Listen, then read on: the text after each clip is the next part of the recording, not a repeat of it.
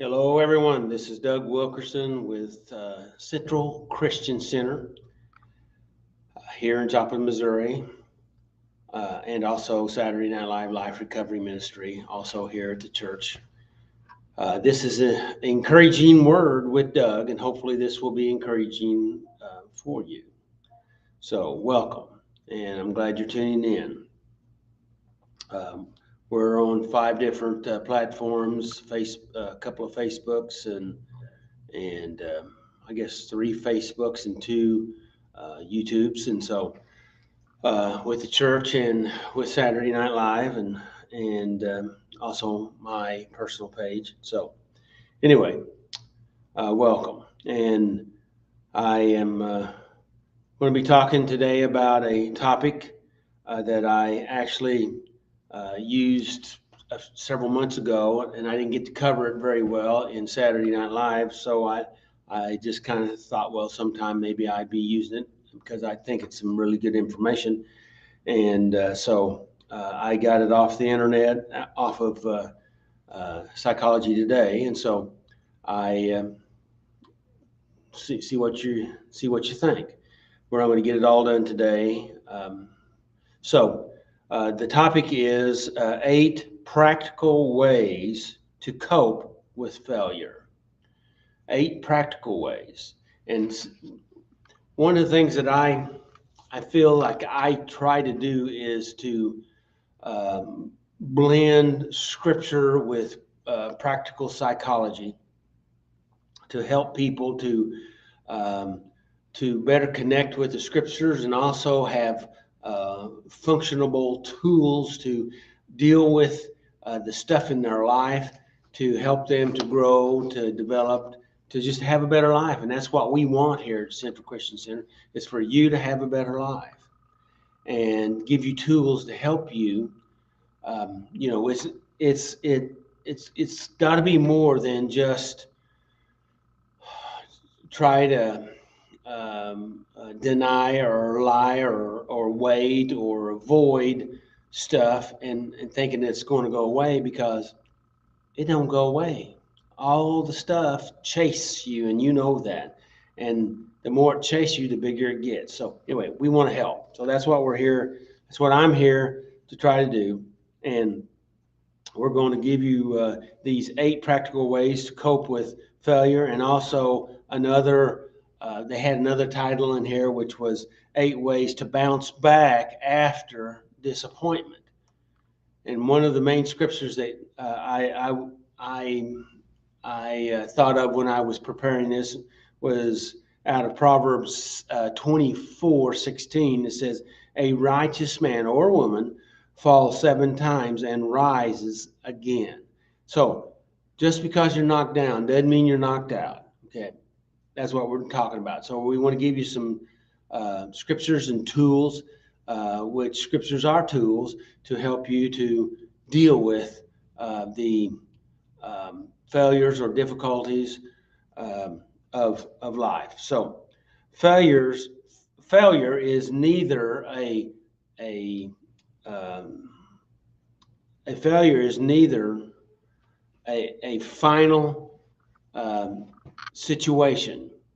It's not fatal nor final. In fact, the fear of failure is often worse than the actual experience of failure. We it's if you stop and think about it, what we imagine. In fact, we talked about a week or so ago grandiose thinking on Saturday night, and how we exaggerate things, and we distort things, and we do that all the time. And so it's not fatal. Proverbs 24:16 says, "A righteous man falls 7 times, but rises again." That means even though we take hits, and we will take hits, that we will rise, and we're can I say we're expected to rise. Get up. Proverbs 4:23. This is out of the Amplified uh, translation. It says, keep on guarding your heart. We have to guard our heart. And these practical tools can help you to navigate situations to help guard and keep your heart. With all vigilance, and above all that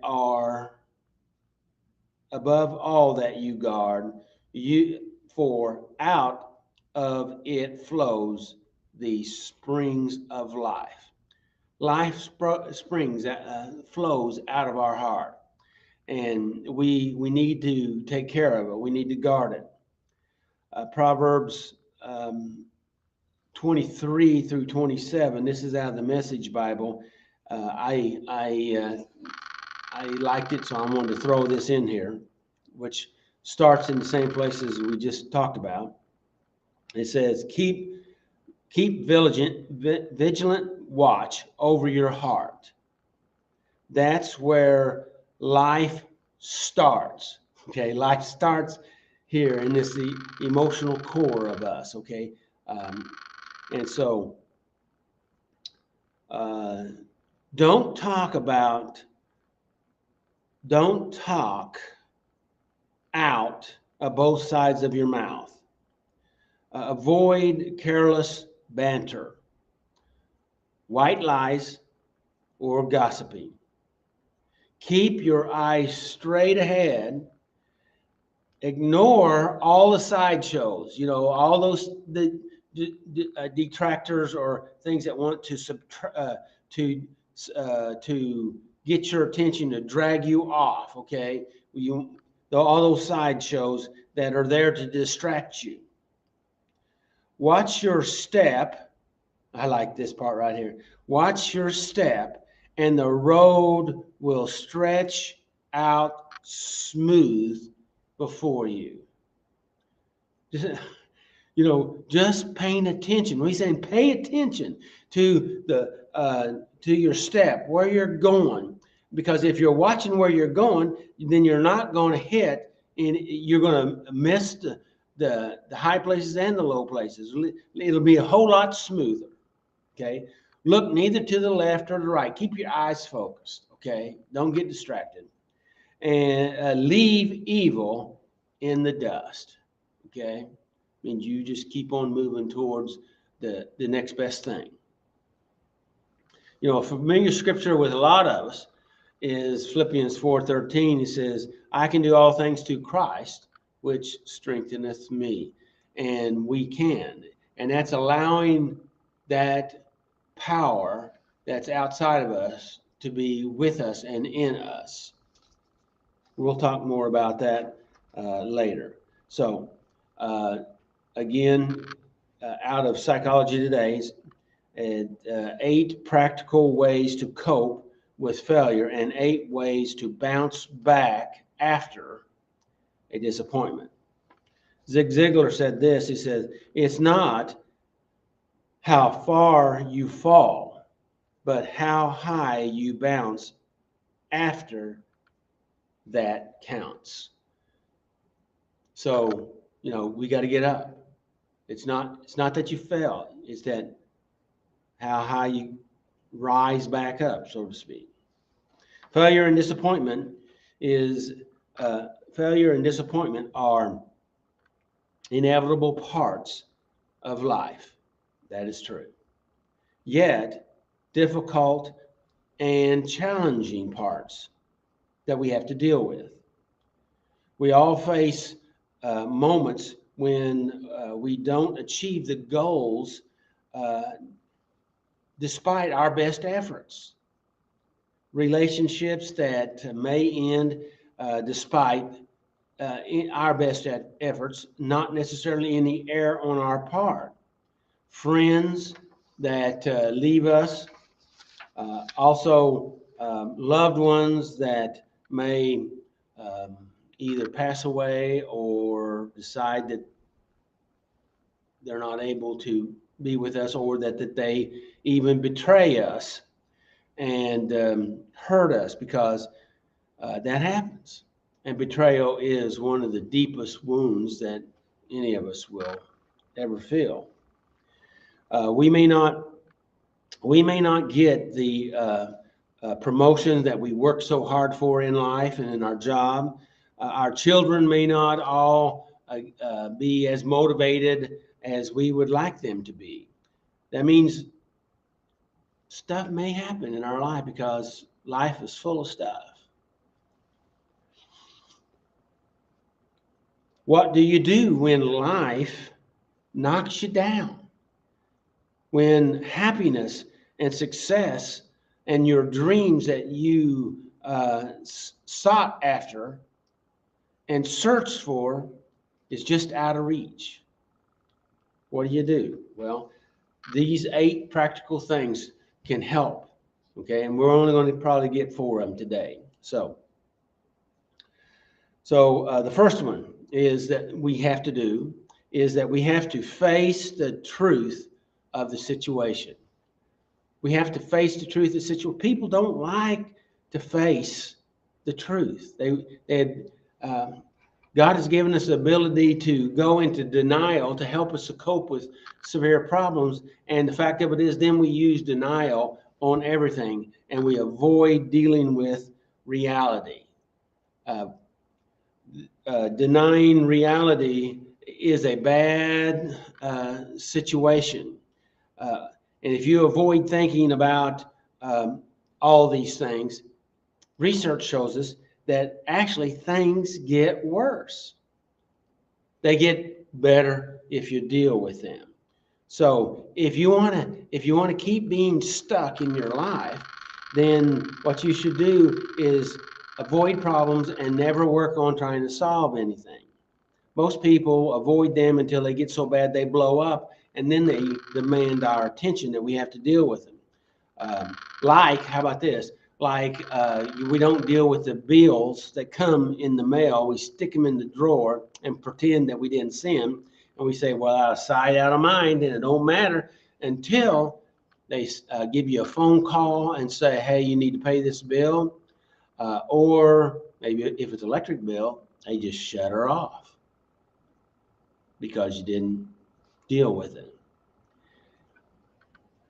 So what we need to do is we need to recognize and begin to deal with reality, because it's not going to get better. If you're an ostrich and sticking your head in the sand to avoid that truck that's about to run over you, that doesn't change that the truck's about to run over you.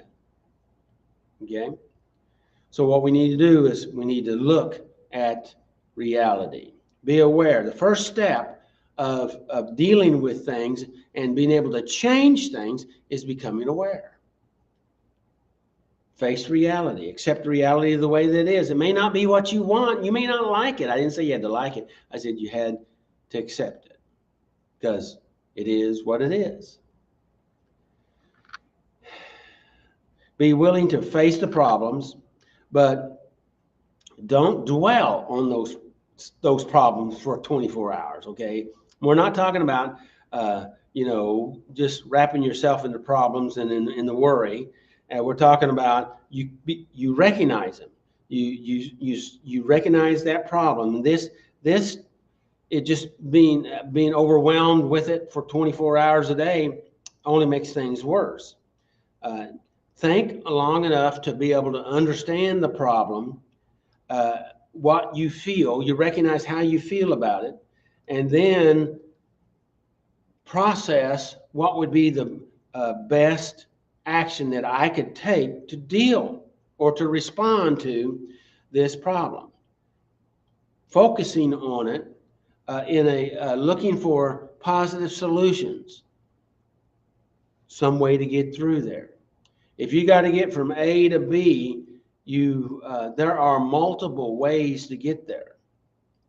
Yes, there may be some objects in the way.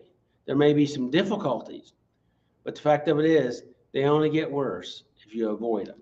I know I've gone a little long on the first one, but they also say that research has shown that avoiding thinking about or dealing with problems actually causes problems to build stress and get worse.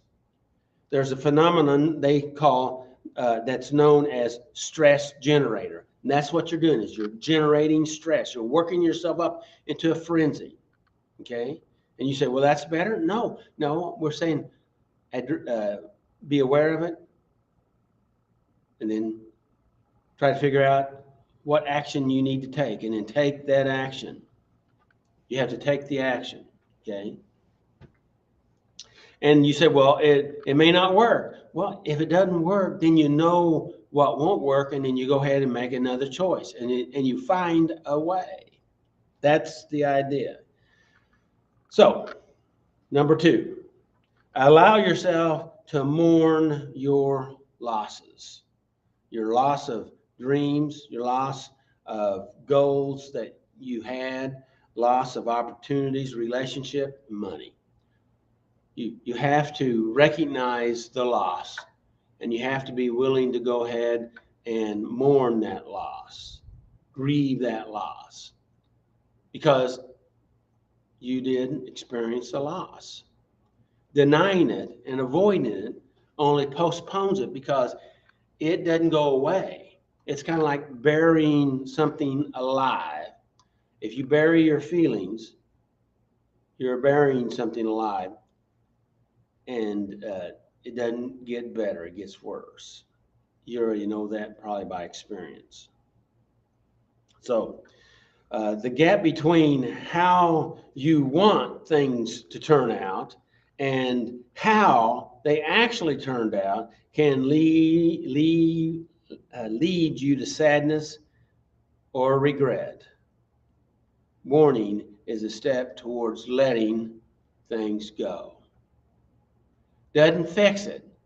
It just helps you get better. It processes it. And how many times have I talked with people that they didn't think they could do it, but somehow we were able to go through it, and they're not even for sure totally how that happened, but they definitely could feel the difference. So,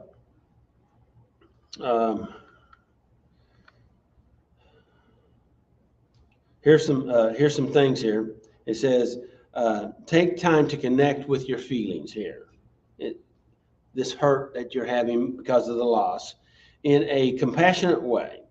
Write down your feelings and talk to a trusted friend can help you. Just talking about it, being with them, talking about that, because oftentimes our thoughts are so swirling around in our heads and we feel so emotionally charged. Just getting it out and hearing ourselves say them helps us to think with other parts of our brain, and it helps us to process it. And then we get clarity. Maybe not total clarity, but you're more clear than you were. And because it's organized a little differently in your thinking, and it helps.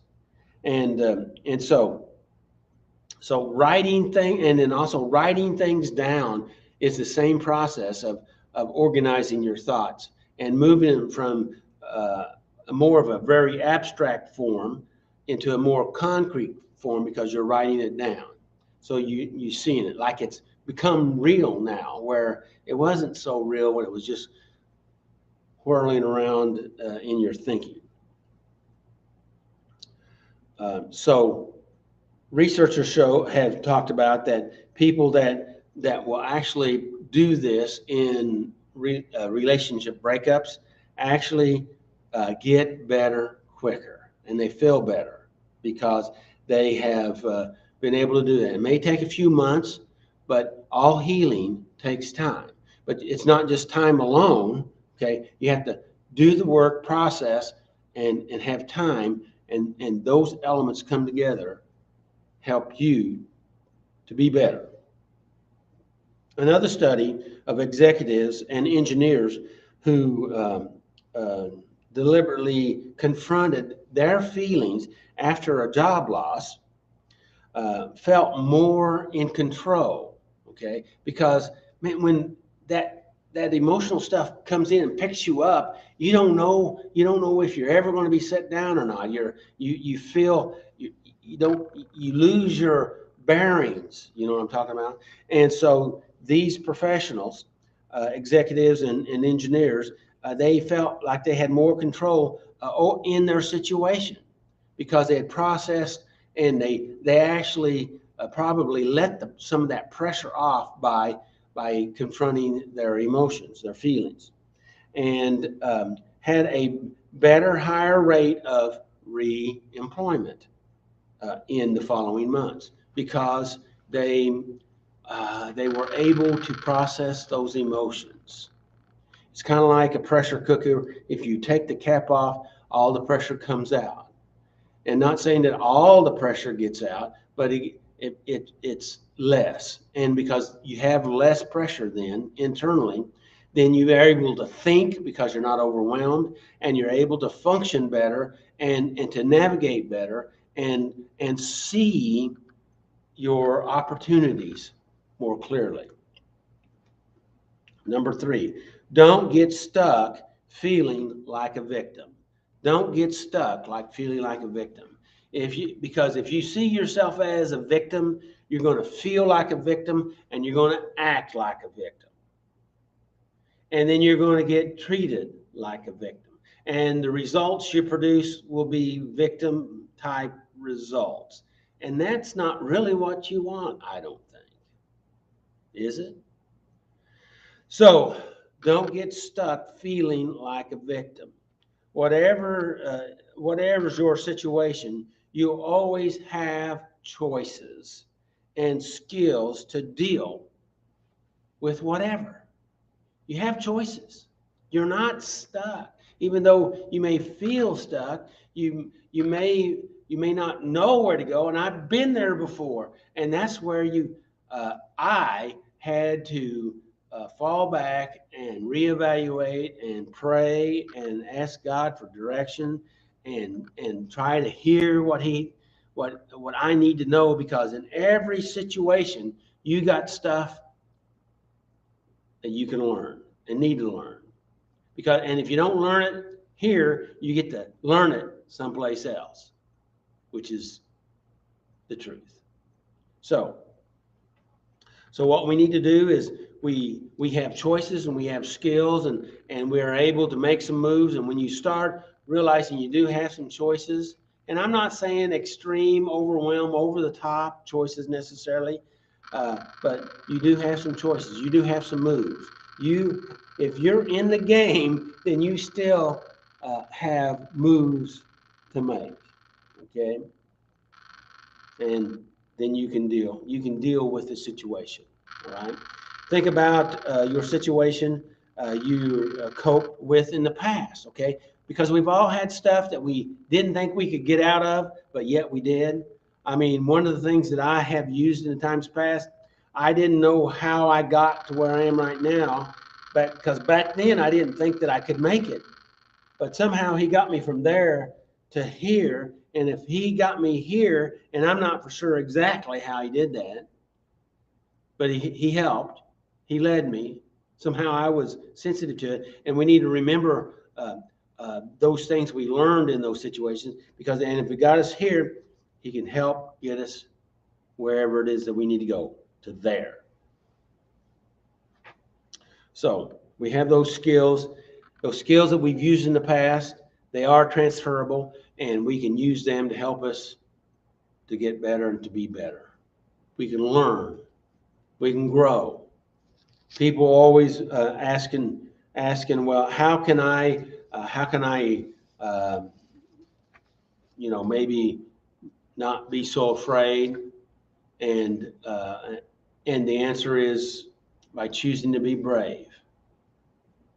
Going ahead and stepping up, doing the next right thing. I call them healthy choices. Go ahead and making those healthy choices. And when it's all said and done, if you do that, you'll like yourself better. You'll appreciate yourself better. And hopefully you won't sabotage yourself as bad. So If you're being mistreated, okay, speak up. Okay, speak up if you've been mistreated, or walk away. Those are choices. If you don't walk away right now, or if you can't walk away right now, work on becoming more independent. Okay, what we're saying here is learn places you need to grow in. Grow up, develop. Okay, become more independent, and seek other opportunities. Okay, it's not about everything else getting smaller and minimizing. It's about us becoming stronger and braver and have more courage to deal with life, because life is there and it will bring us into a better placement or status in life. You have more confidence, you have more connectiveness, you'll grow. And that's what we all want to do.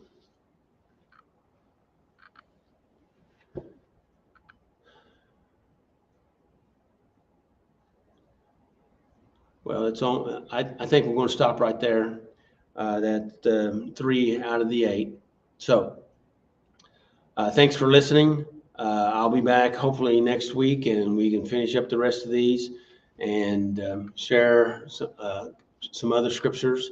So may the Lord bless you and keep you. May his face shine upon you and give you his peace. And again, make healthy choices. Make healthy choices. Healthy choices build your life.